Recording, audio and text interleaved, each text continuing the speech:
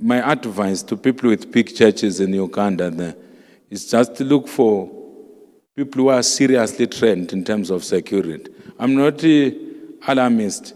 Just to look for people who are seriously trained in terms of security to man your church facilities. Hallelujah.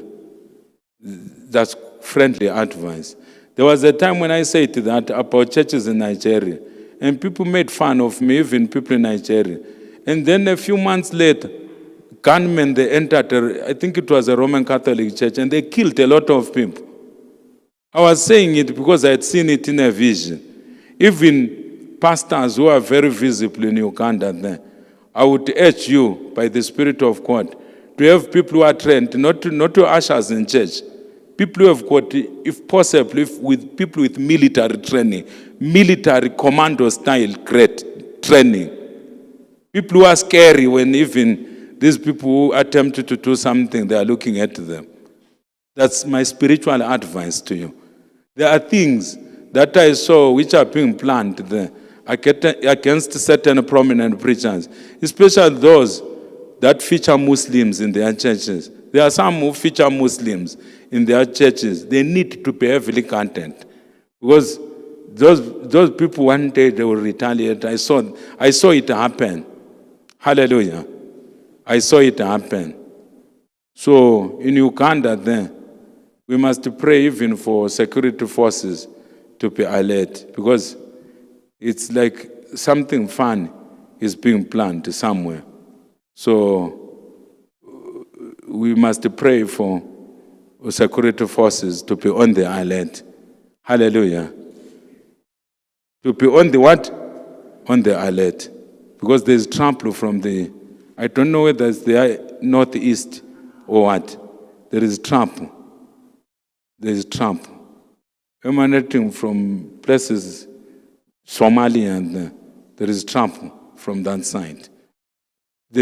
Things are being planned against them, which is why now I am saying churches which gather multitudes, they must beef up their security. If it means them spending a lot of resources on security, it's fine. The world may not understand it, but we live in a wicked world, in a fallen what? In a fallen world. Are we clear? We live in a fallen world. So preachers, especially the prominent ones, they should not be lax on security. Hallelujah. Whether it's security in their homes or security of their persons or security anywhere, they shouldn't even worry about what people will say because some people will complain. A person who is not famous, they complain about a person who is famous looking for security. First of all, be famous and then complain. Look at your neighbor and say, first of all, be famous and visible in society and complain.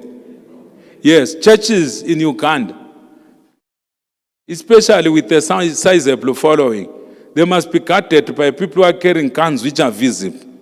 Like what happens in Nigeria, guns which are clearly visible. Because we live in a wicked world.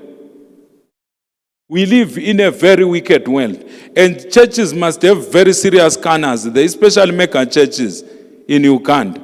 The same thing for Kenya, but today we're not talking about Kenya. Some people may cry. God is causing them to recover from the floods. So we won't say much. We'll continue to pray for them. So we'll dwell on Uganda now. Because the enemy is planning Trump with them.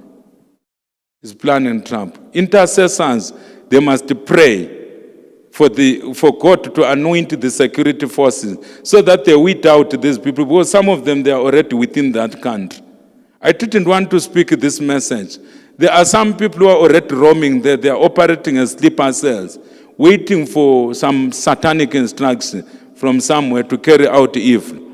I know they will hate me because they also see messages like this. They will hate me, but when you are a watchman, you have got a pattern to report what you see. You would rather die reporting what you see and alerting your brothers and sisters that they should not be lax when it comes to what? To security. Hallelujah. When it comes to what? Security. Even when pastors there, prominent pastors, when they are doing one-on-one, the security must not be reduced. It must be the same, because whenever you reduce security, they may pounce on you. Are we clear, my brothers and sisters? So, we have said it.